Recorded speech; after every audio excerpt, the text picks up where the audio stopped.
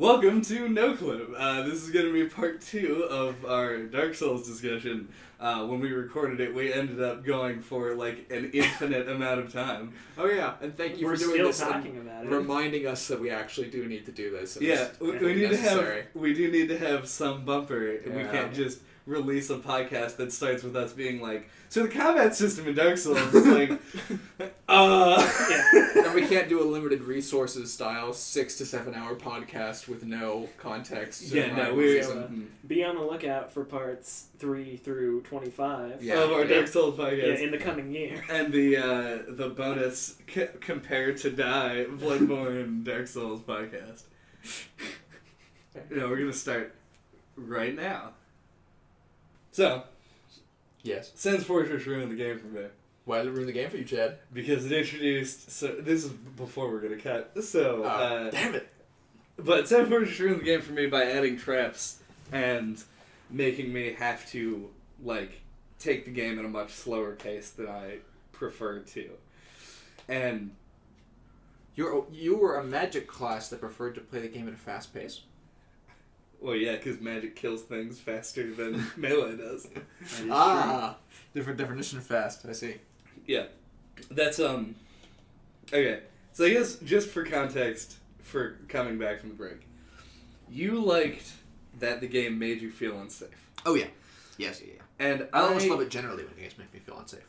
I, by and large, agree with that point. I think that the game does a good job of making you feel unsafe at all times, but... The thing that I don't like is that, God, everything about Dark Souls is slow.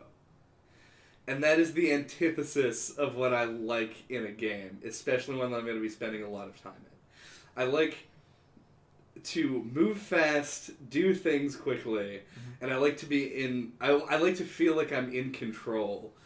And when I'm not in control, those are my panic moments. I want that to be like the heart-pounding, like, now I need to regain control. Mm-hmm. Dark Souls, through its combat system, which I like a lot, but the thing that sort of stops me from fully embracing it and loving it all the way through the game is the fact that you are almost never in control of fights.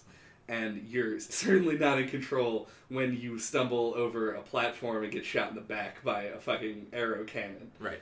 And just because I was so concerned, it took a lot of the fun out of exploration for me.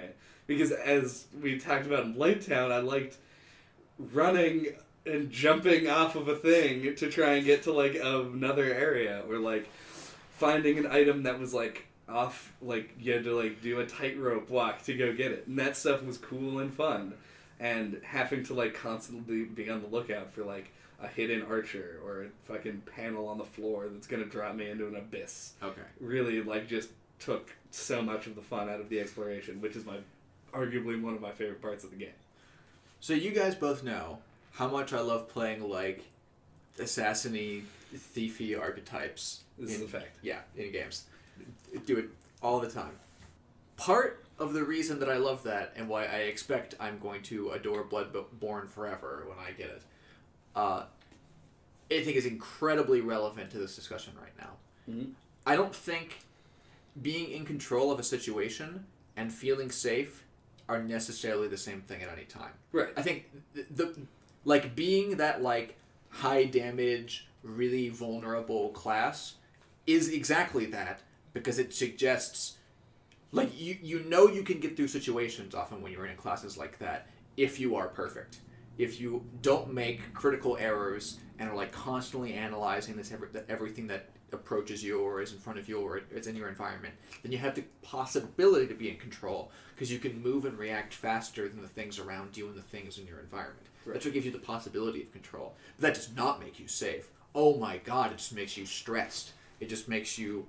like, constantly panicking, trying to take in all this information from all these different places. Because you know the possibility of, like, you know, unconditional victory is there. You know you have the tools. The problem is you, the person using the tools, being forced to use them in that way.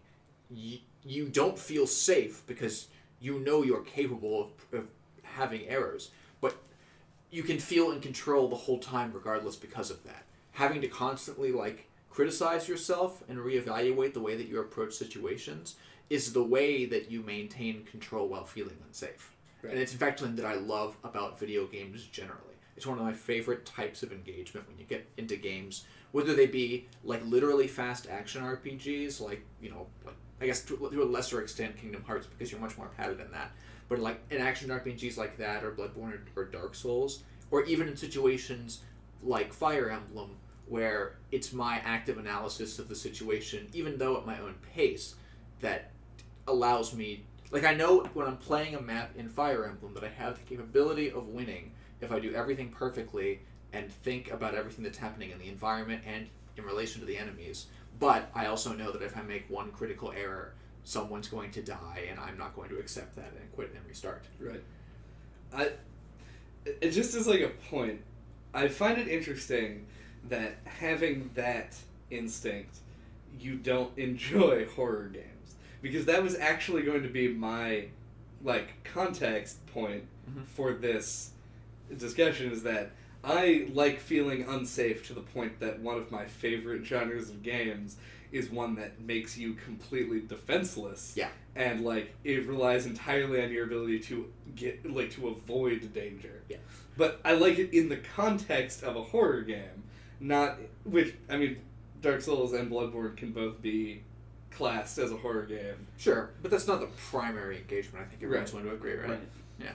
In those games, I would prefer, especially in something that's so combat-oriented, to not always feel like I'm being the one... I don't like to be the one who's being assaulted. I like to be the assaulter. You're only ever the one being assaulted in Dark Souls. Yeah. In horror games, I think part of the reason I don't like them often is because it's not possible for me with perfect information to be in that perfect control circumstance. Right. Like everything in a horror game is often intentionally not signaled so it can be scary. Right. The really like easy way to describe this would be like jump scares. And because I don't play a lot of horror games, the only like immediate go-to that I can think of for this is that moment in BioShock Infinite, where it's like one horror level in that game. Because you wouldn't know because you didn't play Infinite. Nope. But the ghosts? No. You go like forward in time and like an alternate timeline thing, right. And you're in that weird sort of insane with all the guys with the masks. Yeah. At the very end of that, after you like pull a lever or something, right when you realize you can't move, and then when you turn 360 degrees around, there's just like a guy like, in front of you, like 6 inches from your face, and he screams. And by screams, I mean blows horns because his head is a horn. Yeah. I won't describe this further. Just play BioShock Infinite. Don't do that. But yeah, like in that circumstance, like that is such the antithesis of that half of the style of engagement that I was describing, because I don't like plan for that. Right. Like, again, you could argue that like whether or not that's a fail state, because like technically it's not. You still go through it, but like there was no way for me not going into that to feel I couldn't do anything about that situation literally. It was actually scripted. Yeah, it's just a thing that's supposed to surprise and frighten you. Yeah. Yeah. And am I being unfair by thinking that happens a lot in horror games? Not necessarily literal scripted events, but... It's just the context is the thing that's different. Like, the context in a horror game is that you're in the game to be frightened and surprised, and then to react to it in a way that doesn't make you like a pulpy mass on the floor. Dark Souls is a game that's about knowing that there are things that are out there with the express purpose of making you into that said pulpy mass, but planning and dealing with them in a interactive combat scenario. Yes, in Dark Souls, you move first. Right. Oh, if you are paying attention in all of these circumstances, there might be some times that probably you could also think of, Andy, that I'm not thinking of. But like the best moments in Dark Souls, to me, are always the moments where you move first, where you have the opportunity to think, where you have the information necessary to plan, even if it's just like the briefest period of time. Right. Like literally 4 seconds.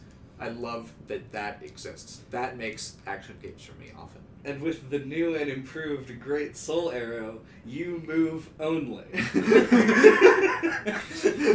Enemies got you down. Great Soul Arrow is the key to success. So I think that we've gotten that pretty well hammered. Yeah. The Pretty thing that I types. don't like about it Different is just the engagement types. yeah. But when I am engaging in the combat in Dark Souls, I am usually enjoying it.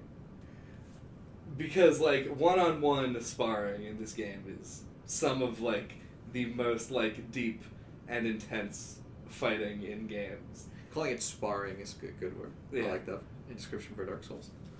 But you have other thoughts?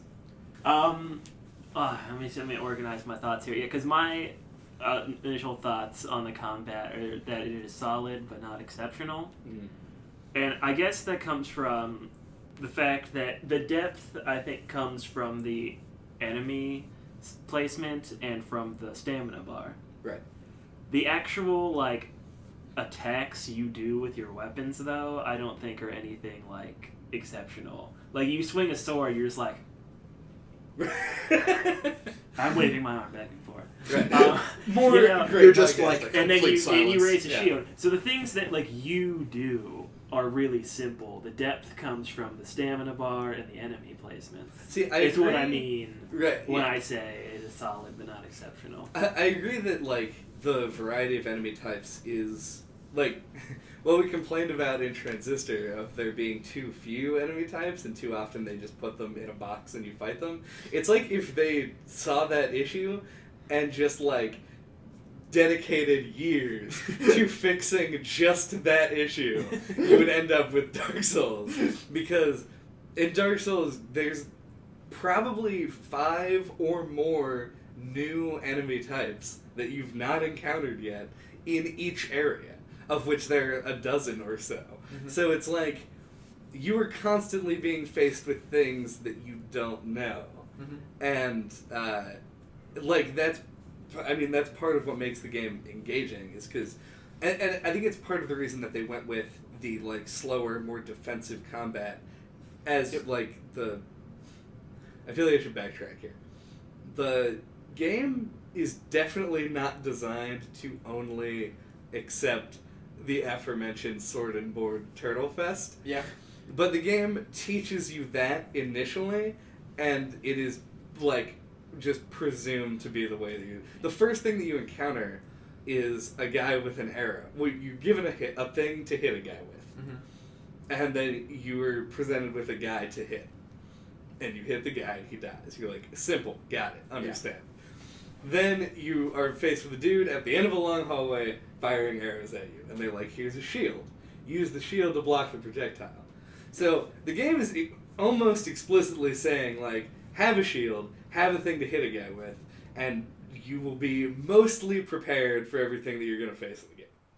And that's probably a good thing that most people go in with that mentality, because that sort of, like, sword and shield gameplay helps you sort of engage with the world of Dark Souls, because there's so much that you don't know about that being able to just, like, put up a defense and approach and see what you're dealing with is, like, just a smart, good way of going about it. But it's the way you play the game that lets you think. Yeah. You can only have the luxury of being like the dodgy, fast person after you know when to be dodgy and when to be fast. Exactly.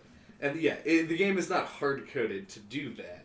You just can do other things, but it's just not, like, signaled particularly well. And I feel like, I mean, fuck, I played a goddamn ink class. Like, I just didn't do that. Yeah. Yeah, I also took note of, like, the depth. Depth also comes from all the variety of things that you can do. Yeah. Even though it's not entirely clear at the start, but... Oh, yeah. That's another thing that I wish they had signaled a bit better in relation to, like, items and weapon placements. If I hadn't have just, like, coincidentally tried things myself, which I guess is nice, it's more little discovery things. The game wants you to find out that way. Right, but it's hard for the game to signal to you how diverse the movesets actually are on the different weapons, even in between weapons of, like, similar types. Yeah. Right. That's but you guys brought up while I was playing through the game something that I did not know, which was that the game was ostensibly rushed. Like, Yeah. It was a game that they were like, you have to put out a game, and they were like, and they like cobbled together Dark Souls, which doesn't seem like a thing that is possible to do. They put out Demon Souls in 2009, and Dark Souls came out in 2011. Yeah. Which for like a AAA RPG is like a pretty short development time.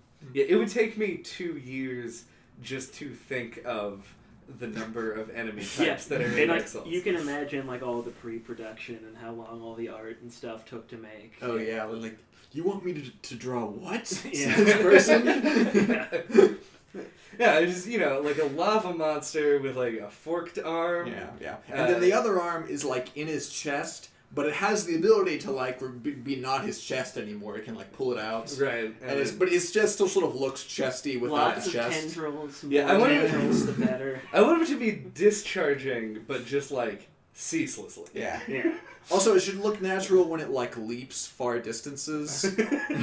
Yeah, but Give I him mean, like a really sad-looking face. But make sure the face has like 9 eyes that are sort of just distributed all over. It's both sad Yeah. and scary at the same Yeah, time. Yeah. Yep. sad and scary at the same time. So I want It's basically like the Dark Souls like ethos. Yep, and I want that on my desk by Monday. Were you the one who told me? Because we were making fun of it and all this because of just how absurd the things are. But this isn't supposed to be intended, of course, in any way as any sort of like, slight against like, oh, they just rust through all these crazy creatures. I forget if it was you who told me from like, or whether I just read this interview independently that at one point, someone in the art team had like drawn up a more disgusting version of the zombie dragons that exist in this game, and had sent it off. It was like, I think it was like oozing pus or something all over the place, and like nasty, horrible things. But You're fired. yeah, This offends me. the leader, the guy who made this game, Miyazaki. yeah, but Miyazaki like sent it back and was like, "This doesn't have dignity," literally. He attempts to like imbue all of the bosses with some kind of like quiet dignity intentionally. He wants them to be horrifying, but not like literal horror movie monsters. They want to be like sort of regal or imposing in some way. I did not tell you that. No. Honestly, I think that the zombie dragon as it is now is actually kind of like cute. He's got like kind of a big doofy head, and Like a cute little pentagram. Okay. He's got kind of like a dog face. Almost. Yeah, but like a big zombie dog. Yeah, like a zombie dog, dragon dog. I kind of get what you're saying, but Yeah. I wouldn't agree. I wouldn't call him cute. I said kind of cute. Okay. Though that being said, after you pointed out to me, sadly necessarily pointed out to me the zombie dragon in the painted world. Oh, yeah. That's super obvious that I just missed. Oh, yeah. He went through that whole area and missed the zombie dragon's existence. There's a whole area when you get to the center of town, you just look left and it's just center screen. He just didn't look I guess left. I just didn't look left. Like, it's even like the game, you like walk out the door and there's all this like open space to the left drawing your attention to it, and he was just like, tunnel vision right down here to the right. Dude. And I was like, he came out the door and I was like, okay, Chad, look left. And he was like, This is my second, because I went through the painted world by myself the first time with nobody watching. Yeah. And then I went back for something. I don't remember what, to get a thing. he hadn't opened the shortcut either. Yeah, I missed the shortcut. But, Like the door, like right at the beginning, he hadn't opened it. You didn't use the key. Right, that's what it was. Yeah. But either way, I went back, yeah. That zombie dragon, not as cute because he awesomely rips the bottom half of his body off to crawl at you, which is horrifying in every way. Oh, but yeah. I loved it. It was amazing. They even signal all of that craziness, because when he first, like, when his animation begins playing, the first thing that happens is just like a chunk of him falls off into the abyss. Yeah, it's beautiful. What were we talking about before we went off on this tangent? Oh, you said something about it having like a shorter development time. The game was rushed, but all the things in it are still crazy and way better than you would expect from a modern AAA game, given the limitations. Yeah, what's astonishing is like, well, the reason that I brought it up, because we were talking about combat, is the fact that the game has like fucking 30 plus, probably way more than that, weapons to choose from. Oh yeah. If you include shields in that, it's got to be over the 50 point, right? Like, yeah, there's tons between of shields, catalysts, and all the different varieties of weapons that admittedly do fall into like classes that attack in similar ways. It's still just amazing that they were able to fit all of that in a short development time, because every weapon plays completely differently. Yeah. Because I played, the Catalyst, I just had to have at all times, but, like, I had the Fury Sword and the Scythe and... What was the third one? Scimitar? And, well, the Scimitar They became used- the Fury Sword. But they still played differently. Right. Yeah. And it's like all of those weapons like behave completely differently. They're unique weapons from bosses. There's all this stuff. Oh, the spear. Oh, that's what it was. The The Moonlight Moonlight Butterfly Horn. spear. Yeah. Which eventually got replaced by just an enchanted Falchion because it does more damage. Regardless, it's really impressive that they were able to do all this stuff. Yeah. Yep. And you can like pick weapons to suit how you want to play the game. Yeah. Which is like You can play as boring as possible and hide behind shields while poking at things. Yeah.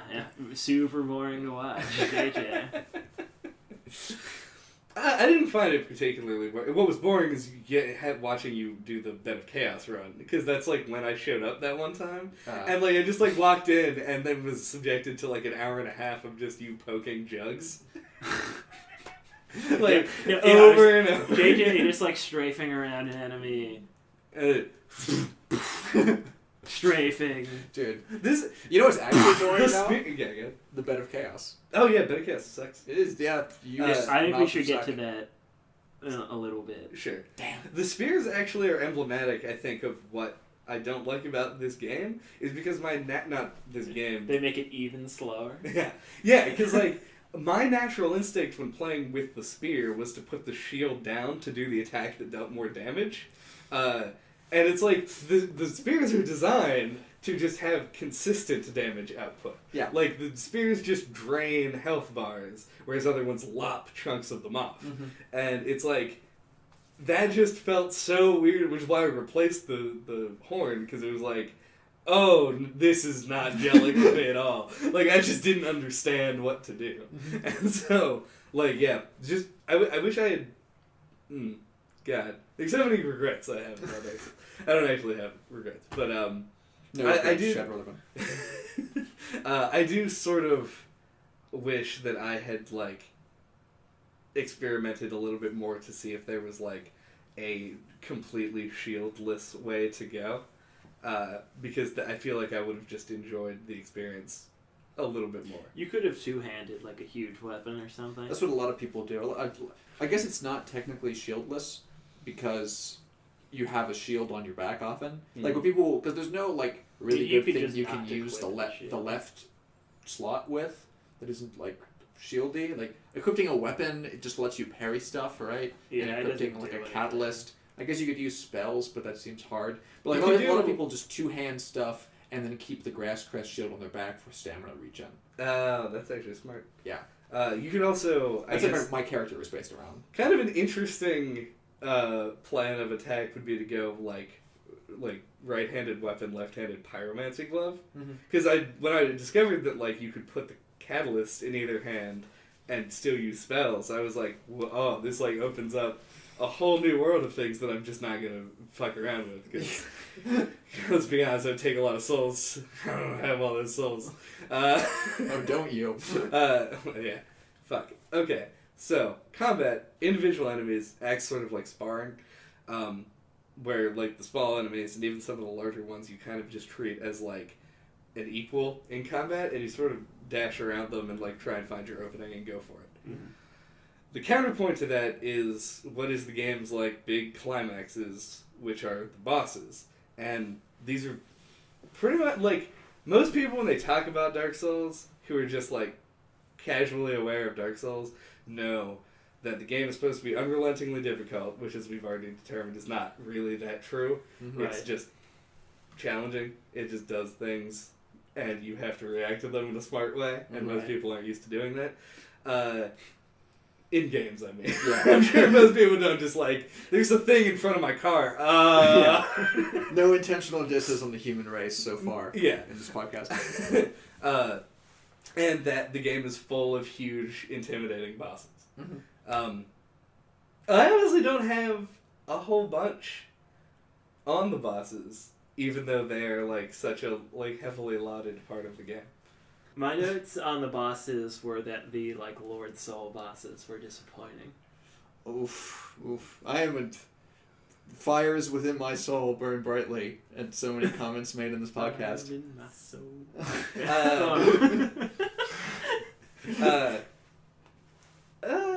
Because I felt like the early part of the game had like a good progression of bosses, where they like up to like Ornstein and Smo, which I thought was too high of a spike. But like up through that, I thought it was like a nice progression of In bosses. your defense, I think that Ornstein and Smo are probably they were the actual hardest boss in the game. Yeah, I think it is as well. But and then after that, I think the game kind of drops the ball because each one of those fights, which the ones I'm referring to are the Four Kings, Seath, Nito, and the Bed of Chaos.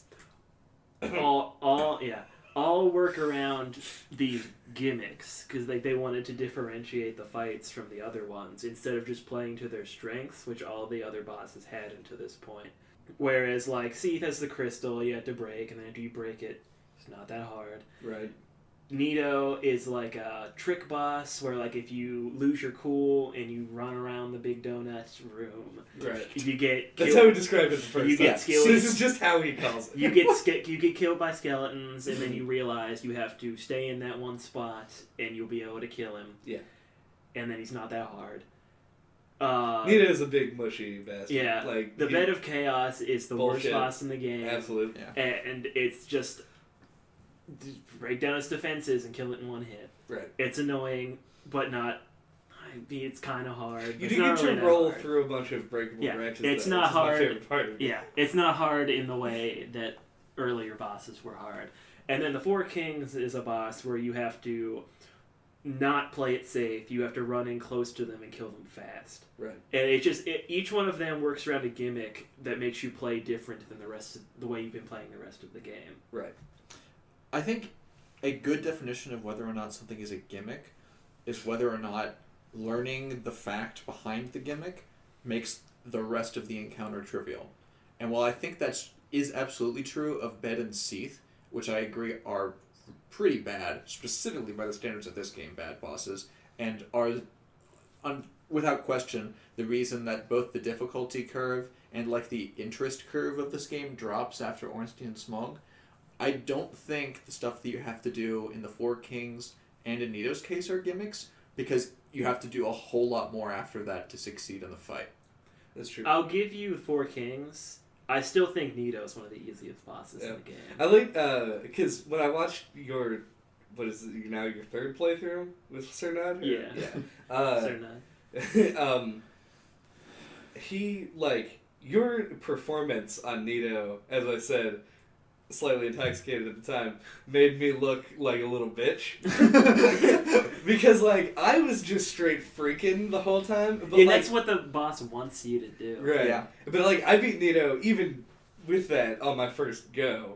Didn't summon anyone, just walked in and just started, firing arrows. As what Chad does. I fuse all day.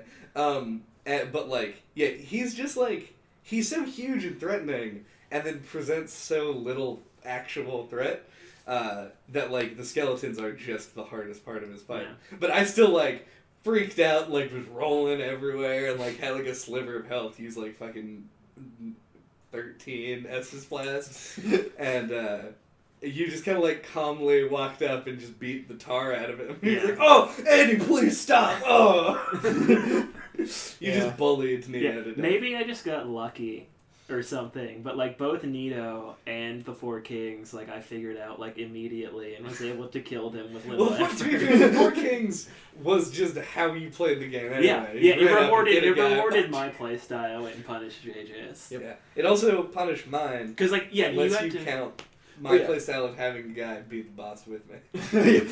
I don't think we've stated this explicitly. The Four Kings, for our podcast listeners, were my high point of the whole game. Yeah. To be fair, awesome setup, Yeah. awesome aesthetically.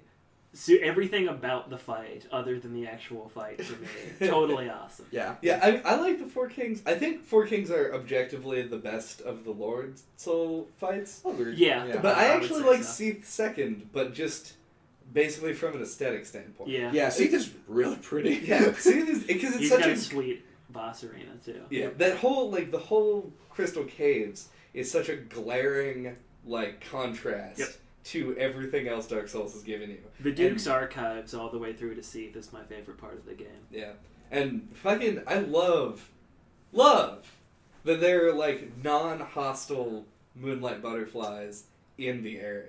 Yep. It's just because they're such a cool aesthetically thing, well-designed thing, and that they got to use more than once. And it's just I'm all for whenever that happens. Same thing with the Capra Demon. I don't like his boss fight, but I love that he's in the Demon Ruins, just fucking chilling out. Yeah. With his 9 friends. Yeah, with a million. Once again, using enemies to give you a sense of progression through the game. Yeah. That's definitely not coincidental either. That they took bosses from the first part of the game when they were on regular enemies. When they were on crunch time, and Oh right. Yeah, but they maximize the exposure of their cool designs. Yeah, it's a smart move. Especially and it just makes you feel like a total badass. You're like, I can kill these guys in 4 hits now. Especially since I've only encountered that one time in Bloodborne that I've ever seen a boss reused. It's when they had a full development cycle on that one, so they probably were just let's just make some new dudes. Yeah, they reuse some stuff in the Chalice dungeons. Oh yeah, well those are full optional things. Right. I was in a cave and was attacked by a blood-starved beast, and I was like, oh my god! Dude's hard. Dude is hard. You're like the panicking civilian in the setting of Bloodborne. Oh, in Bloodborne I'm constantly on panic mode. I love it. It's great. Either way. But okay, so Seath and the Crystal Caves are a cool aesthetic difference. The entire second half of the game is all aesthetically different from the first half, which I think is a nice even if that aesthetic is you can't see the aesthetic that you're in. What? Tomb of the Giants. Oh, Darkness. yeah. Oh, yeah. Even if that aesthetic is literally no aesthetic in the most literal way. No aesthetic. Oh, well, I'm super jealous, actually, now that I've learned about this, that you entered the Daughter of Chaos Covenant and got through the shortcut. I didn't realize that if you did that, you could just get the Sunlight Maggot there. Uh-huh. Yeah, I would have worn the Sunlight Maggot, through most of the game. Not because I thought it was too dark, but because I liked having, a big bioluminescent star attached to my head. Of course you did. Yeah, my headwear through the game was gargoyle helmet, big hat, and then the Xanatos crown. I'm all for goofy headwear. You are. But the Bed of Chaos, though, is so bad. So bad. It's weird that. And that's more evidence of the short development cycle. They were probably had it too far, and they were like, "Oh, this sucks. We don't have the time to change it." Well, I'm curious because I don't know. It serves the lore. That's what I was gonna ask. Is what is the purpose of it being a tree? Why? Because they build it up. I'll tell you what I know. Right, sure. It's what happened to the Witch of Izalith when she tried to recreate the first flame. Right. Turned her into a horrible demon monster, and also created demons. She created a new form of life. And I think it's a byproduct of the geometry of the area. There's all the tree branches and stuff. Mm. I think that's why she's part tree. No, because the tree stuff is too intrusive. The tree grew out from her space. I always interpreted it as part of trying to recreate the first flame was literally trying to light some kind of kindling, whatever that may have been. We have no way to access the information. But you see the bonfire down there. Yeah. I feel like that has some interesting lore application. But the bonfires and all those bonds just sort of appear. I don't know. It's weird in all the cases. But you see when you go through the rest of Lost Idolith that the roots from this tree are literally invading everywhere else that you are. But yeah, you think they all came from her? Yes, I thought that she's the bug, and then the fire that she created is the thing that's possessing the tree and using the tree. Right, because the tree, the roots and stuff are growing through buildings and structures that exist. A cool interpretation. I always thought it seemed natural though because of the whole world is supposedly exists above the Great Hollow. It's the world tree myth. Yeah, it's not even clear how that functions. Well, yeah, it just operates as if mythology was true. Like, it's an Yeah. abstract thing. It's very strange. But I always just thought that was where the roots were coming from, was like the Great Hollow. That is also a cool interpretation. And you know what is additionally cool to both those interpretations? Neither of them are wrong. Yeah, because the fact that this game makes that literally possible. Not just in terms of that you can have these discussions, but you can have like partially informed discussions in this way by the way this game does storytelling. Yeah, Yep. not even just I have cool, no it is the story. explicit goal of the storytelling in this game. Yeah. I mean, I Do don't we know. want to bust out the quote? The quote that quote everyone From always Miyazaki, uses. Yeah. Yeah. Why the game's designed this way. Well, I'm curious if we want to do that or if there are other, like, boss-related things. Oh we no, want to talk about. screw that. Screw bosses. No, but the story behind it is that Miyazaki, when he was a kid, liked to read Western fantasy novels, and he had like a very limited English vocabulary, so there'd be parts that he couldn't read, so he'd have to fill in the gaps himself. Yeah. And he wanted the game to like capture that feeling. And I'm, like, almost 100% sure that, like, everyone who would be listening to this has Already probably knows that, heard this before. But It's such, just- like, a widely circulated thing. Just for anybody who. But there's a reason that it's widely circulated, and that's because it is cool. Well, Yeah. it's, like, It makes you appreciate the game more. yeah, to me, like, the way that knowledge resonates, like, within my understanding of this game, is like when you find out that, like, an artist who painted this particular piece that you really like was, like, schizophrenic or, like, Yeah. had part of his brain lobotomized, or you're like, this is, like, some weird scenario that, like, is so uncommon that, like, this one talented, creative guy had this unique experience that almost nobody does, Yeah. and it culminated into something that is cool that everyone can now experience. Yeah. It's like, it's almost like we can't, it's not like a credit to From Software. It's like a credit just to, like, the, like, crazy nature of, like, chance. Yeah. And yeah, I mean, and obviously it's a good thing that it happened, considering, Good for us. yeah. Very good Yep. for us. Is it bad for someone? It's bad for the developers of From Software during crunch time. Yeah, I was Which just was saying their it's life bad for for the 2 years. developers of, like, Mark of Cree, like an uninspired, like, hack and slash game. Like, we've been bamboozled. But do we want to talk about the storytelling now? Yeah, sure. Okay. Yeah. Good opportunity. Yeah. I had to note, like, a pretty unfortunate, sad note about this when I was, like, 20 hours into the game. But I've since sort of come around to it. Yeah. So, It basically, just to kick it all off, Yeah. I will say that at its core, it's got a simple story, like the main storyline. It's dark versus light, essentially. Typical fantasy fare. But, and it's a really positive thing when you're dealing with, like, weird fantasy shit. To have a simple story that's easy to understand. Yep. This game does that. But then where it shines is for people who are interested, or people who find themselves liking the world and and things going on in the game that they're playing. There's so much more for them to sink their teeth into, and the way that it's discovered, and like through either like NPCs or item descriptions, feels like organic, and like you're figuring out a world, things about a world that is unfamiliar to you, and it all just adds to the way you experience the story.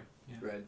See, my experience with Dark Souls the first time that I played it, so a couple of years ago, is that I didn't have the slightest idea what was going on, because the opening cutscene, while one of the most, like, badass pre-rendered cutscenes I've ever seen in my life, it fell into that trap of just being like, here are 1,000 proper nouns that you don't know anything about yet, introducing the characters.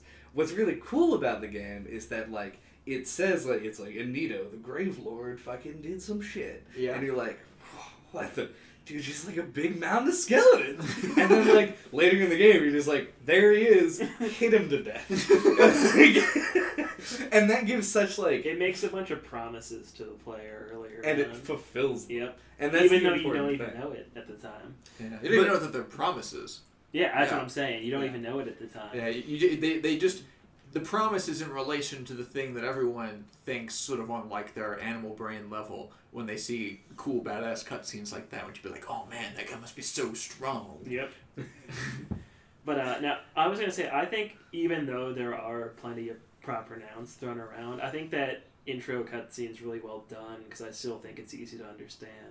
I don't think it's easy to understand, but I just chalk that up to like my complete inability to engage with like Old English fantasy language. Yeah. Sure. But I also so I'm not going to like argue against it. I think it's not easy to understand, but I think that this might also just be like another intentional choice in attempting to like relate Miyazaki's experience with these novels. Like, right? Because saying that he fell into the trap that is created by all these like crazy fantasy novels when they just go into this huge lore dump over a huge period of time. That was his exposure, probably, right? Is he just read these huge lore dumps at the beginning, and he was just trying to reflect that, I think. Not to mention I think I would interpret it a different way, is he's giving you, at the beginning, stuff that he was able to understand, and, like, it's everything else that you have to fill in. Yeah. It kind of gives you... It's giving you, like, the concrete information that you'll have. Yeah, it gives you basically the beginning, middle, and end, and then you just have to piece Fill together everything what in. connects them together.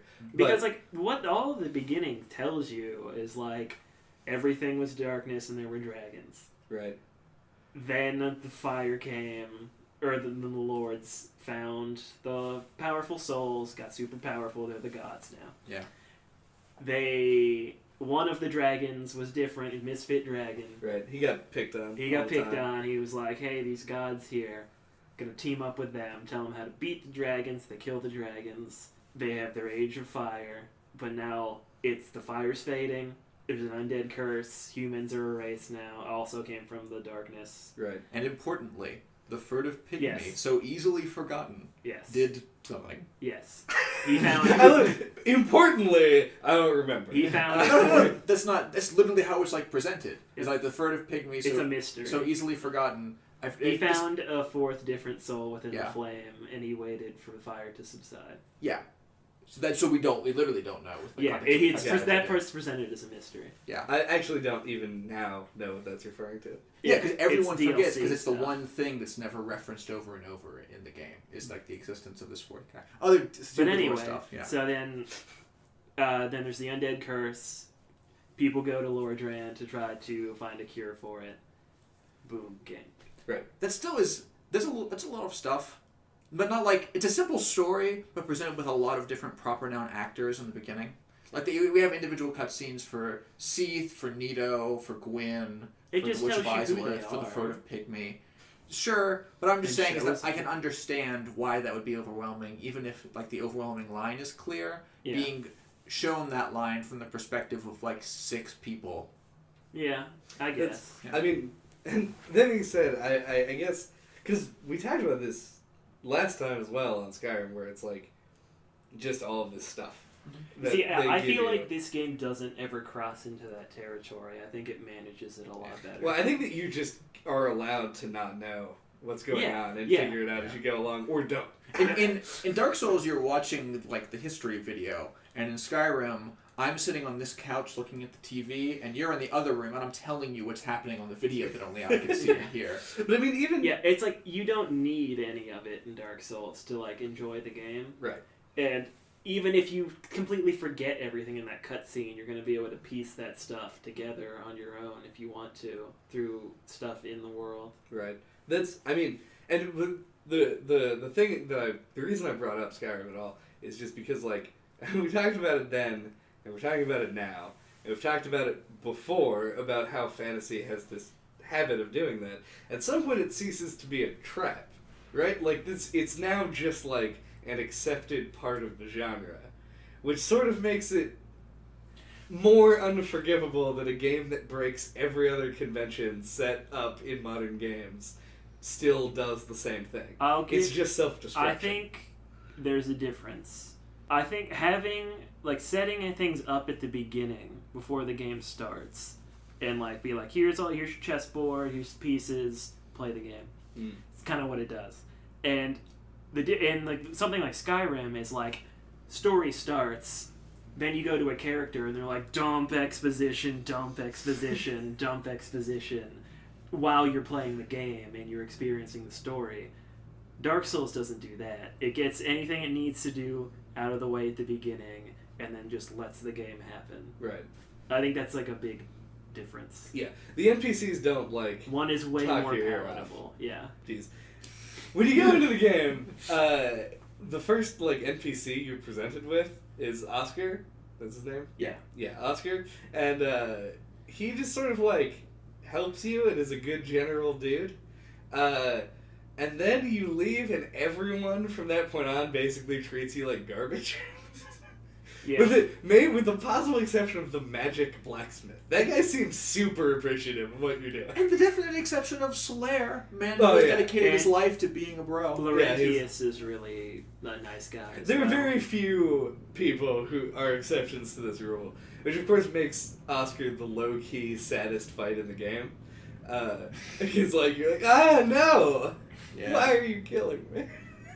He warns you. He warns you. Yeah, but at no point do any of those shit-talking NPCs throwing shade on you. At any point, like, just sit down and go like, alright, well, listen to this. Yeah, they never were like, ooh, the dwarf moon is coming. Right. Yeah. Which I give credit for, but in the game that I've already said doesn't really respect your time. Like, I probably would have even been more accepting of it if they did, because I would just ignore it. Yeah. And hope to run. I was upset when they replayed the cutscene of like Ornstein taking Smo's soul every time you get to the midpoint of the boss. Because I was like, this is like 8 seconds that I could be dying inevitably and making the run back to the boss. Not that upset, obviously. But, I know. Well, it was just one thing. That you mentioned that the story is often told through like things like item descriptions. Yeah. I think it's a really nice touch. It kind of rewards you for like going into the menu and actually like trying to suss out what a thing does. It rewards exploration too. But sometimes I do kind of wish that they were like just a little bit more explicit with what an item did. Just not in the ones that are like secret rewarding things for finding it, but like, how about you just tell me how many souls I get when I pop a thing? That'd be nice. Yep. Yeah, like anything, just give me a number. Just throw. You gave me plenty of numbers on the level up screen. You gave me hundreds of numbers. Yeah. Just one more number, please. Yeah, there are like definitely occasions where they're like, oh well, your character wouldn't know. That's not so even true. tangential to everything. I know. That's not even true, because you pop one. Yeah. Like, if you were, like, writing it down, there are, like, 14 different varieties of soul. But the line of thinking would be, like, your character know that you're getting 14,000 souls when you pop this The thing. game clearly doesn't care about that. I know. Right. The game wants to care about it sometimes, though. Yeah. It's picking its battles. It definitely tries to have its cake and eat it, too, in a few places. Yep. But, yeah. But the NPCs. The NPCs. Do we like them? Do we like the decision to like a Dark Souls' approach to NPCs? I do. I do, but I hate all of the NPCs. All of them? There may have been a few that... Do you remember in any of my musings, did I, like, express any affection toward any of the NPCs? I feel like there were a couple of them. Grandmaster Griggs? Oh, Grandmaster Griggs is pretty great. Who's Grandmaster Griggs? Griggs is Logan's, like, assistant guy. Yeah, he's like the yeah. lesser guy. Okay. I remember I was my faith in Griggs was slightly like it waved a little bit when I showed up wearing Logan's hat, and he was like, "I'm sure Logan's out there doing his job fine." I was like I like still have his blood on my face. I'm holding a picture, like I'm holding like the pet shaming like whiteboard that just says like I killed Logan. He's just not paying attention. Do you like Framp too, right? Framp, well, I like Framp because I think Framp is inarguably the most entertaining NPC in the game. He just makes noises, he falls asleep on you, he transports you around by literally eating you. Like, he's definitely the most entertaining. Yeah. He's also definitely the one that got the most weird looks in response when someone was asked to like design that model or do that VO. Oh my god! I don't know if I told you about this. Yeah? The first time I saw Framp, who I've seen before, Yeah. the first time that I saw him in my playthrough was like comedic gold, and I have to imagine that they planned it because like I got up from the bonfire at Firelink and started walking and like had the camera like just hovering around like watching where I was going, and I walked past the archway and it goes through the archway 20 feet, another door, and then through the door there's just this like mustache snake. Yeah. And it was like, I like walked by and was like, and then turned like did like a double take. I was like, was that a? And they was like, and just ran over there to talk to him. So I was like, when did that show up? Yeah, I give that character artist like huge props. Yeah. Because Frampt, I've always felt like walks this thin line between like not fitting in the game but he still manages to like not contrast with it. Yeah. And like I think that's reflected in his voice acting too, because like his voice acting is also like kind of goofy, but like never really breaks. Like almost Patrick Stewart for some reason. Almost. Yeah. I'm actually his character and like just the inherent goofiness that he like treats the world with. It really makes me like unsure of how I feel about Karth, because Karth is treated as like the serious version of Framp. But they're operating under explicitly opposite goals. He's the most straightforward NPC, or the seemingly straightforward NPC. Right. Yeah, because like we don't I don't know anything at all about Dark Souls 2 and what it did to like the story of the first game. Nothing. Okay. But I like because we don't actually know, in theory, like what ending. Well, we're assuming neither ending is really canonical. Dark Souls 2 kind of canonizes the Link the Fire ending. Okay.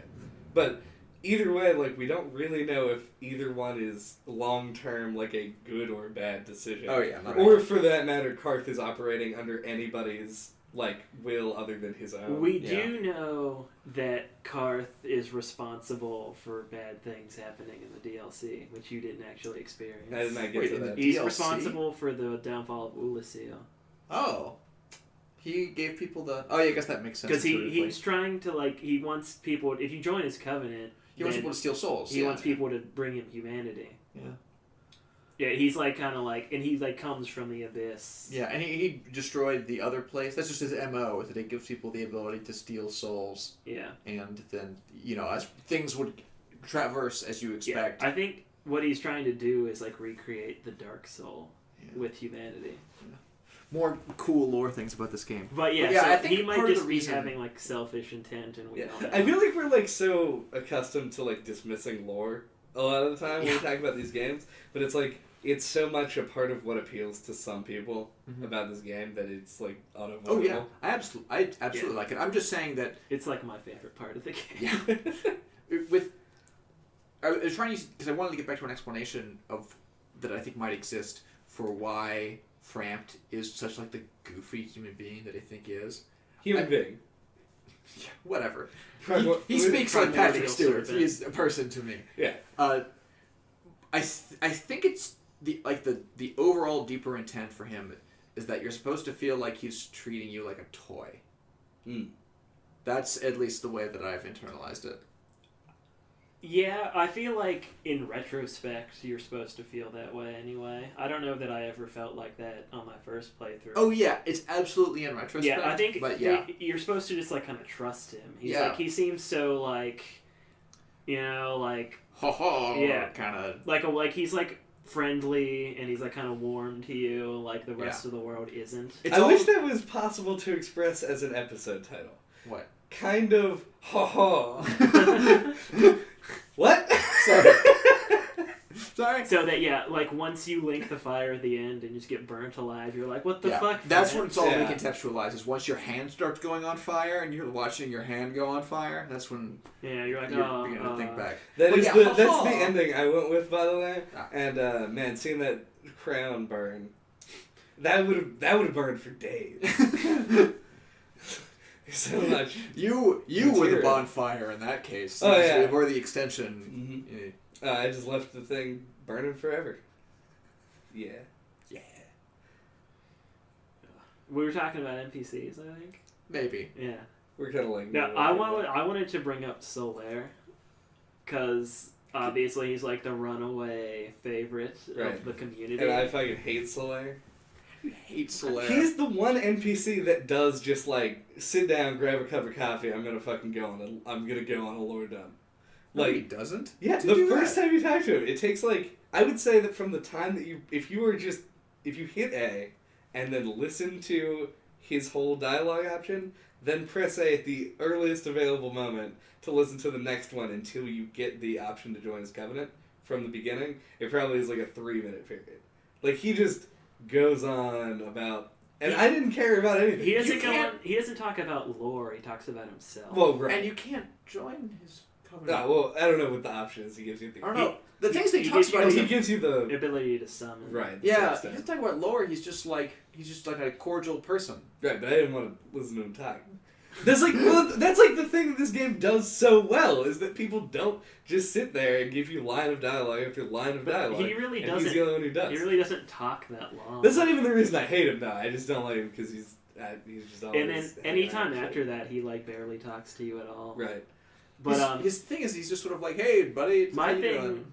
with Solaire. No, though, the guy who does that is Chris Pontius from Jackass. What's that guy's name? I always forget his name. The guy with the big onion helmet. Oh, Siegmeyer. Oh, Sigma. Oh, I'm thinking of the cleric guy. Is the one whose name is P. Yeah. Petrus. Petrus. That's great.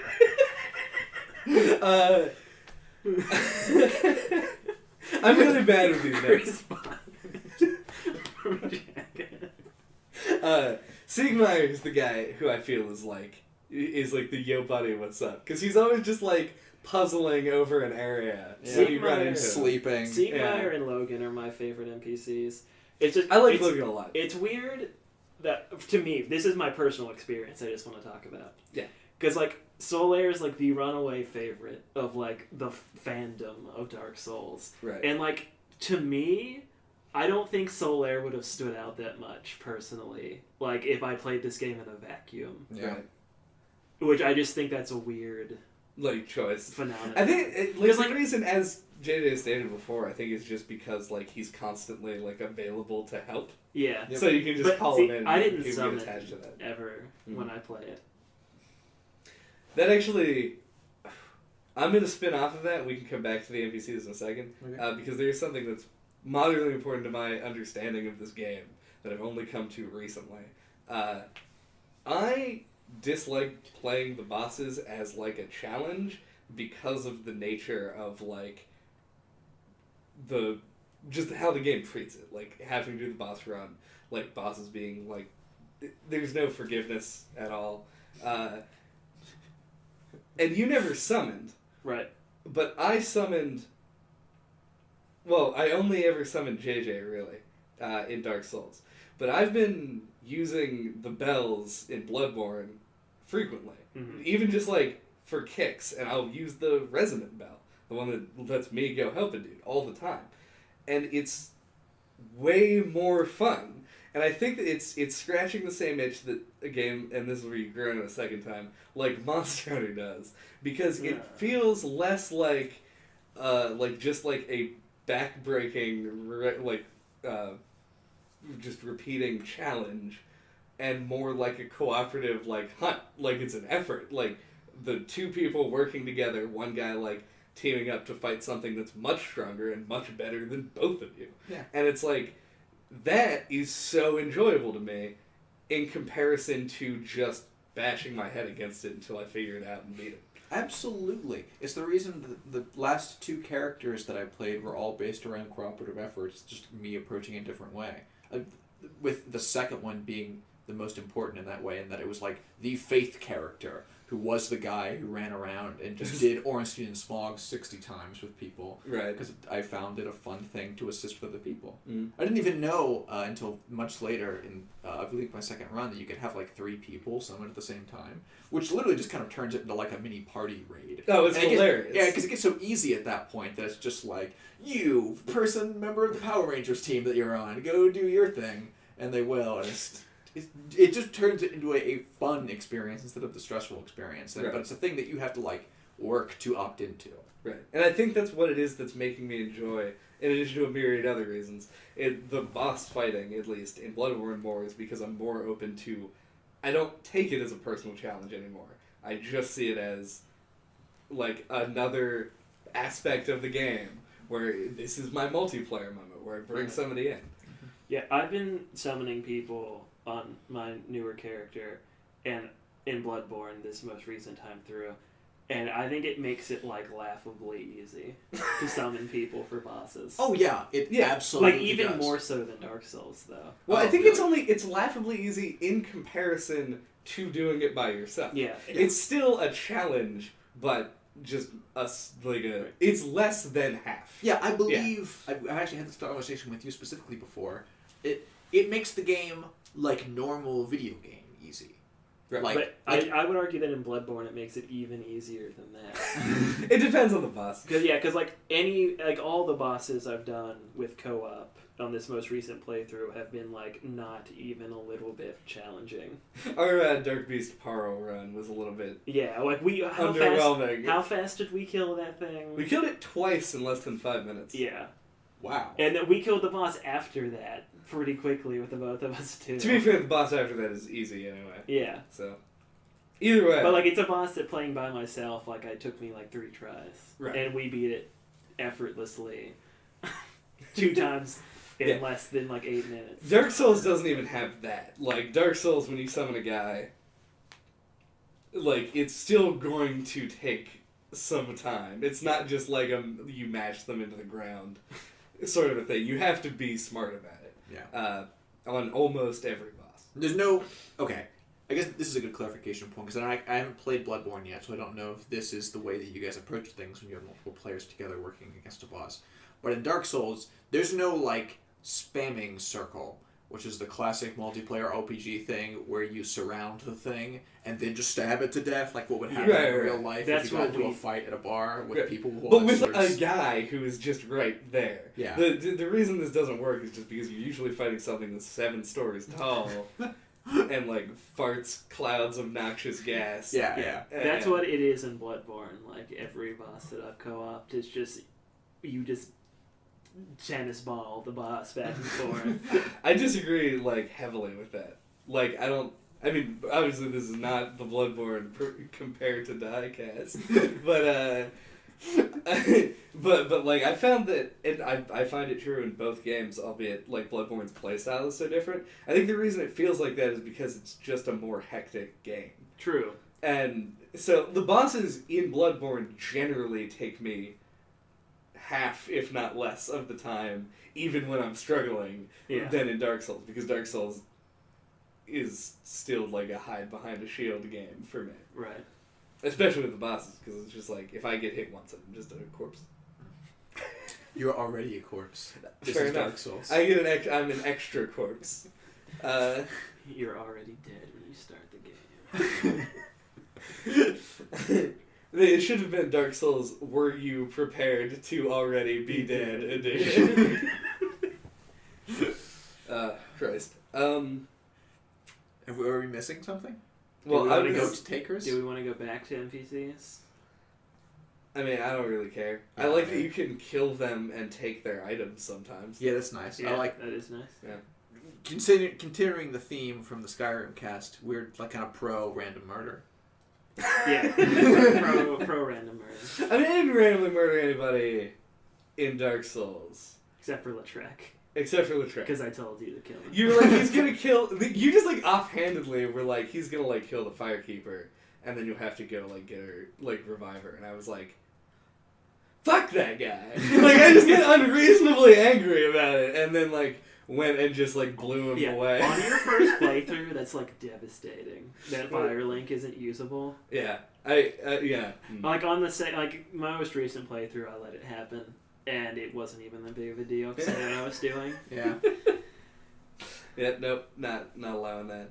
But what I do want to talk about in the context of co-op is just this game's like asymmetric and symmetric combo multiplayer. I think is like I can't think of another game that could do this and it be good. Like, This just is this. offhand. Elaborate. Like, well, with this being, like, the combination of the notes and the specters. Are they called that in this game? I don't. I forget completely. I don't remember the what the they're bloodstains. You touch the bloodstains, and they show up in the game. Phantoms. Phantoms. They're phantoms in this game. And then the summoning system and the invasion system is such a good thematic, like, fun, interesting, cool way to tackle multiplayer in a AAA game. Absolutely. Like, thank God this game does not have, like, a dedicated, like, server lobby multiplayer where you just, like, load in and then, like, you're on two, like, teams of two. You're, like, in a, like, a death match. I mean, like, they would be added so that weird. into the DLC. Yeah, they added like a fighting arena. Yeah, but it's within the context of the game. It's like literally a place you walk to that's a fighting arena. Okay. Yeah. It's like a coliseum. But That's fine. That's a fine concession to just, like, be like, we drew a circle, fight here. It was that. It was literally that concession. It's like underneath where you fight Artorias. Which is in a big... Never mind, Yeah, that makes perfect because- sense. Yeah. That's why I got invaded when I turned human to try Yeah. and get help fighting it. Yeah, people invade there all the time. Fart Commander. Yeah. Because everyone... That was the source of Fart Commander? No, it was in That was Tomb of the Giants. Oh. Yo, if you're listening to this, Fart Commander, I kicked your ass. Fuck you. It was so funny because like he was like, "Should I kindle this bonfire?" I was like, "Yeah, go for it." And then like he immediately got invaded. It Like, I was like, Fart Commander invaded. I was like, no! Just Fart Commander. It's like, why would you invade somebody in Tomb of the Giants? Yeah. Well, the dude obviously, like, didn't know what he was doing. Yeah. Like, He just like, have a light source. Yeah. And you handed him his ass. Yeah, he just, like, kind of stumbled into me, and then I just, like, I thought that- completely ruined it. Yeah, because we there. thought he wasn't gonna show up. Cause Right. he didn't spawn anywhere near you, and then he came down that slide. Yeah, he came down the slide, and he was like, "Oh, there's Fart Commander." Dude, if he had killed me, he would have just been like the living embodiment of Agent J in Men in Black, where he's just like, I just like fight by getting smacked around and then just like pull it out at the last minute. Like, it was so comical because he just blindly slid down and like stumbled into me. I was using the great sight at plus 14. It was just like, get out of here. There was like a split second I thought he was gonna fall into the hole where Patches is. Oh, yeah. Because he was just rolling around. So this is the one time I ever won an invasion. Yeah. Everything about it was just comic gold.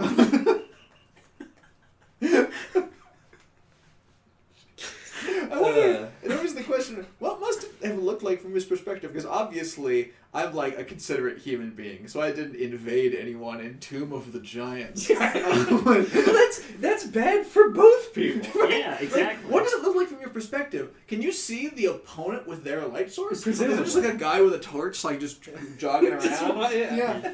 So like he had to find his way to him. Right, though, with yeah. No That'd be so light. confusing too, because you had no way to like know the path in between where you see light over there and where you are. So you could just be like, I'm just gonna walk right over there to your death 100 times. Benefit of the doubt, he could have had like a torch in his like left inventory slot. And He could have put it had the away skull when he lantern. found me. Maybe he was trying to sneak up on you. In the Right. dark. But I'm not that comfortable giving the benefit of the doubt to a To guy Fart named Commander. Fart Commander. I mean, I guess I can also say that considering my character's name was Slut Ruffles, I don't really think that, Yeah. He was another member of the Vulgarity Assault team. right. Yeah. Just anyone with a stupid name. Yeah. It's also known as YouTube, the Vulgarity Right. Assault team. Yeah. Vulgarity assault team. But yeah, so yeah, every other time I got invaded though, like, it seems, why can someone just roll in and fuck your shit up when you're like actively doing an objective? Like, it feels so lame when it happens. Yeah, I hate the invasion system personally. I love it. I think it's Capital great. L. That's love why it. I love the other online functionality, but play offline because I hate the invasions. So I'm missing out on something that I would like about the game because I don't. I feel want to be like invaded. because you have to opt into it by becoming human, I think that it's not worth not playing online for. But I mean, like, you're gonna go human for other reasons. it's And true, then- but like you get one life, True. and then you lose it. So, I mean, I just think it's really annoying and stupid. it's annoying. It's annoying Because like when it's people like who invade you, at a clutch time. yeah, You know? and like Yeah. people who invade you are like almost always going to be people who are better than you. I think Because that's they a- prepped to invade you. Yeah. Right. Well, additionally, though, I think that there's also a bias to the fact that the game is now 5 years old. Yeah. It's like a fighting true. game. Like, the people who are still playing it are playing it because they're really good at it. Yeah. So if you're playing the game for the first time, go human, get invaded, I'd say that you have a, like, 1 in 100 chance Absolutely. of it being, like, a Yeah. person that you can reasonably handle. See, which is Yeah. what I don't like about it. Right. Yeah. But it just happens It's so almost frequently. it's almost always going to be somebody who's just going to kill you immediately. Completely agree that it's sort of, it's like partially time contextual in that the game is sold, and also, but unfortunately, not contextual in that the people who are invading you prepared to invade you and you are not prepared to be invaded. Right. The reason why I love it is because it really strongly reinforces the like stuff that I liked about the game, which was the constant tension and preparation for being fucked up. Right. Like, even though it's almost always like unwinnable situations because the amount of overlap between what you need to know to win Dark Souls and the amount of overlap you need to try and like win PvPs is not that much. Mm-hmm. It was still a thing that made me feel like I could be threatened any time, but that I still had partial control over. I just had to like it's like a risk reward thing. Obviously, you go human, you have the possibility to make your life easier at a huge cost. And I like that it was a thing that I could manipulate in that way. This leads into a stupid thing. Yeah. Have I told you guys about Mom Souls yet? Mom Souls. Yeah. I forget, it was like days ago. I think it was one of the times I was playing with you, but I might have been saving it for the cast. I'm of the opinion that Dark Souls is like the perfect frame game for like a television reality shows. Like the version. Okay, this is gonna require a stupid amount of setup. Okay. If I was like a hilarious billionaire, I would love to like hold a reality show in which you get like 12 mothers with only like the barest inkling of like what a video game is, and you know put them in a house for a year, and say like the first person who sees the credits roll in Dark Souls gets like $1 million scholarship for their children or something like that, and then you just let them loose and you give them no other information. They're just living in the same house, but they all have like their own separate like rooms with like their separate copies of Dark Souls, and the online is structured such that they only interact with each other and nothing else. I think that would be stunning. Like I would pay money to watch that. Imagine someone with like no video game experience like learning and politically metagaming the implications of like trading items that you can do in the game, where you can just drop stuff and someone else will pick it up. Imagine being able to like intelligently invade and assist people, and imagine if everyone in that whole group was at like an equal baseline skill level, but had the potential to get better. It would be unreal. I am sad that this will probably never exist because for a million expenditure-related reasons. But I'm just sad that the term that was used for it was Mom Souls. I like the name, honestly. If this show existed, that's what it would be called. Right. Like, Well, you can see, like, fairly interesting, albeit not, like, clinically, like, delineated like that. Yeah. Interactions like that in a lot of other games, like, specifically, like, this recent rash of survival games that have come out. Like, Yeah. World War Z and Rust are both great for this kind of thing. Yep. Where when you encounter another person, you don't know what their intentions are, but then you can continue to interact with the same person and get, like you can get in their headspace. Absolutely. And it does play like a reality show where it's like, this person could be like a complete tool bag and is just playing along. Yeah, because it's literal social circumstances Right. in a game like Rust. In fact, Dark Souls actually does kind of present a barrier to that because the person you summon to help you cannot just stab you in the back. Right. That's why you gotta collect all the moms and you put them in a house so they have to interact with each other. So they can literally stab each other in the back. Yes. Right. But yeah, like I just want the like Janice invaded Gloria moments to like exist on television. And then you see Janice and Gloria, two like actually equally matched fighters, like engage in martial combat. Yeah, I like it. I can't believe I haven't brought this up yet. Yeah. Right. The rift between us and the fact that I wish this game had music. Oh God, we haven't. Sweet Christ, I can't believe we didn't talk about Yeah, that. Jesus. Yeah, you're just objectively wrong. Yeah, you're. I know that you both feel that way. I'm But get- I'll state my case, and I acknowledge it's a personal thing. Right. But I'll make the same argument I made. What did I make this argument against? Oh, the horse controls in fucking Shadow of the Colossus. Oh, right. Okay. Just because there was a specific goal, and because they were going for something, and that they even like accomplished the goal, doesn't make it good.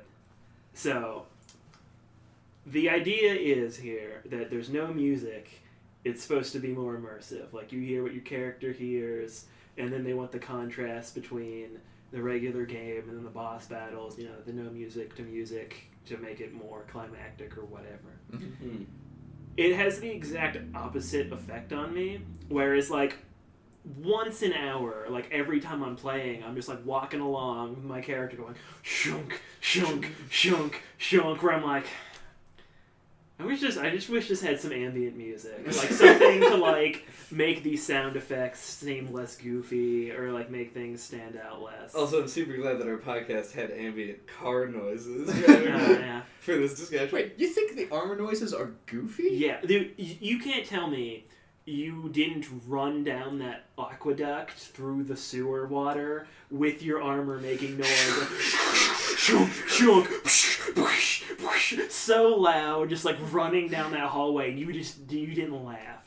And but like, this is so ridiculous. I didn't laugh at all. I know. You were on Skype with both of us as I was laughing about that exact thing. Yeah, I remember watching yeah. you play and like you running to the Moss Lady, and I'm like, imagine the Moss Lady at the end of this tunnel, and You're there's just like a like dude sprinting just like, through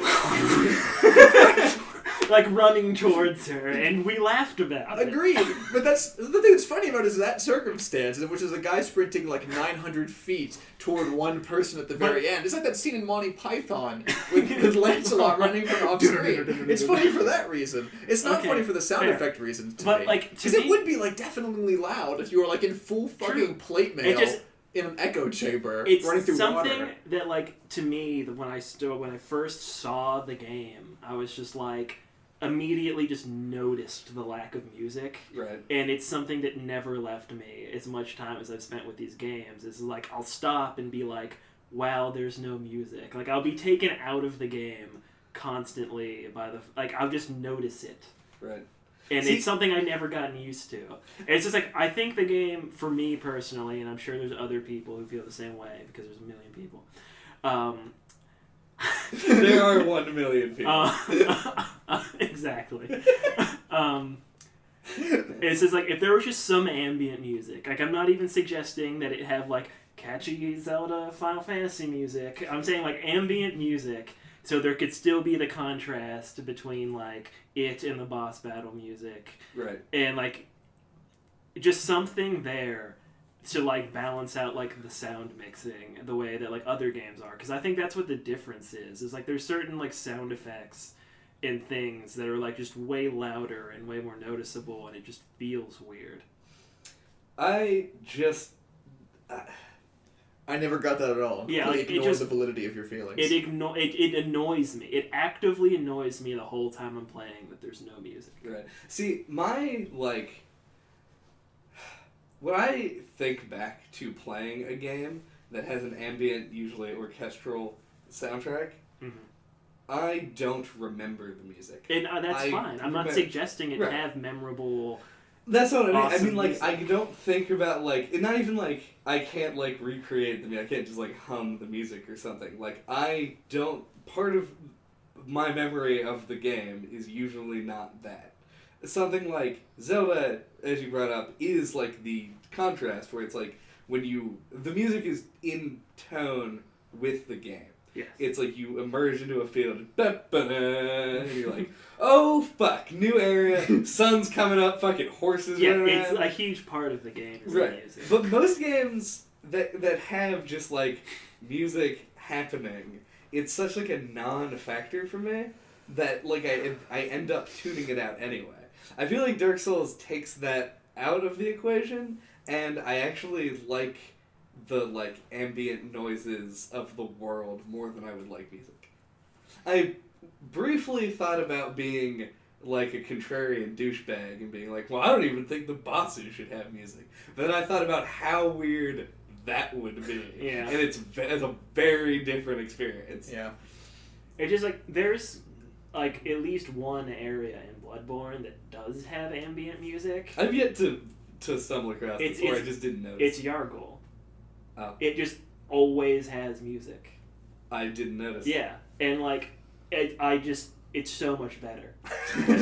Or it's just like there's just like this ambient track playing, and I'm like, yes, this feels so much better. And the fact that you don't make as much noise, it's just like it's something about the audio. I think. Yeah. It's do just the addition of agree music. that the sounds of plate armor. See, this is the reason that we find the idea of Dunk Souls, So funny. the Dark Souls basketball game where everyone just wears plate armor, such a funny concept because like the lack of music like with them on like the actual- basketball court. right like Going, because it does mimic real life to the point where like when you're at a basketball game there's not just constantly music playing. And just hearing just plate armor stomp around is inherently. But it's clearly funny because of the mix of plate armor and basketball. It's not funny because you can just add plate armor to any scenario and it'd be funny. I don't know about that. I'm also imagining like the squeaks of the basketball shoes in there as well. It's like, yeah, there's like shunk, shunk. You got your Jordans, but like covered by like the huge metal shit that they always have to have. Yeah. Right, yeah, over Like your the feet, little- yeah, plate armor. God damn it. But yeah, it's always been an annoyance to me that there's like no backing like audio track. If we were having this discussion in like And I'm sure, like- 1100 AD somehow, Yeah. this would be a situation in which like we and the majority of the culture would just Will like burn stone me, yeah, yeah. would burn you as a I heretic know. for not understanding your feelings and not wanting to take I the mean, effort to try. Completely understand what it's going for, but it doesn't gel with me. I don't know, I like it. I honestly kind of wish other games would take a cue from it. But this also could come from the fact that I play a lot of games with the sound off. Yeah, this is another thing. Yeah, a lot of people play handheld games with the sound off, Yeah. and like I never do that. I never do that either. I actually really love music in games generally. Yeah. And like, cause I know Daniel's like that. Like he never plays with the sound on. I'm like, no, I always plug in headphones so I can hear the music better. So I got Right. these headphones right here that I'm repping on Yeah, like, my 3DS. I like Yeah. cannot play like Pokemon with the sound off. Right. It like bothers me to not have the noises, the music. I mean, I don't know what it is. I feel like it gels like perfectly with my feelings on it. Like I feel like the music would get in the way and not be good. Now I and say perfectly clashes with your opinion on it.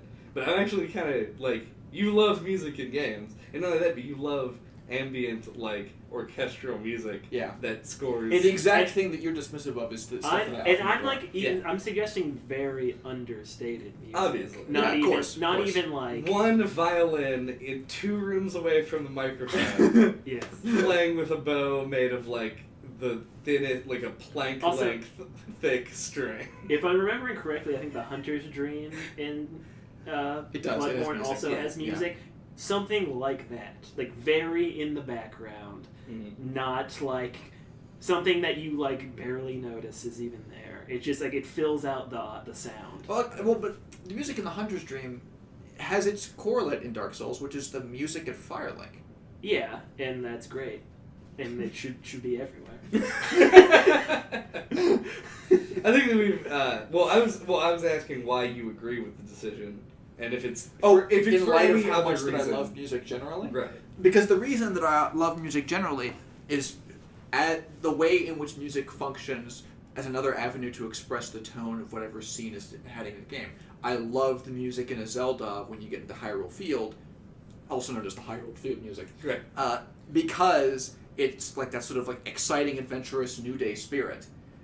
What they're trying to express in Dark Souls is the cold loneliness of nothing, and thus they provided that. Dude, what if they And had... I would say it fits the game, but I Yeah. still think you could express that feeling with some music. I bet you couldn't do that in The Abyss. Yeah, that would be even more effective if the If, Abyss like, you just had cut no out. music. That would It would be actually be sweet. interesting if The Abyss, like, also turned off your, like, armor sounds. Yeah. I feel like that would be Oh, that would be interesting. sweet. Yep. Yeah, like the only sounds are just like your sword hitting the four kings. Yeah. That would be sweet. Yeah. Get on that from HD remake. Dark Souls, new engine that isn't the Havoc engine, please. On that note, king of segues. See, you automatically ruin the segue. Yeah, we've done that Mention the whole this episode. Is before. every time we've destroyed every segue, just being like segue, Segue. segue. Well, the only reason that I said it there was because it was actually not a segue and terrible. That's true. Right. I am totally ready to end this marathon podcast session. Anything burning holes in your guys' brains? That really is the like as close to antithesis of a segue you could possibly have. Yeah, I just wanted. It's just basically a pun, like a bad pun. I thought you were going to go into how you love the Havoc engine because you like the ragdoll physics. Oh yeah, I mean, there's not much to say. I think that it's universally loved to roll into a wall and like make bodies like cascade around you because of their weird weightlessness. Yeah, that's just amazing. I sometimes when doing when waiting for something to happen, like if I'm like summoning someone or like whatever, I will just like clear an enemy or like an area of bodies by just rolling them off of cliffs and like out windows. All right. So now that we have that out of the way, Anyway, now that we have anyway that, yes. is there anything else you want to like kindle this cast with, or? So what are we playing next time? Next time, we're going to be talking about Journey, ThatGameCompany's sort of breakout hit. Yeah. Until that time, if you want to get a hold of us, you can contact us at noclippodcast@gmail.com, on Twitter @noclippodcast, our website noclippodcast.com, and on YouTube, just noclip. Bye.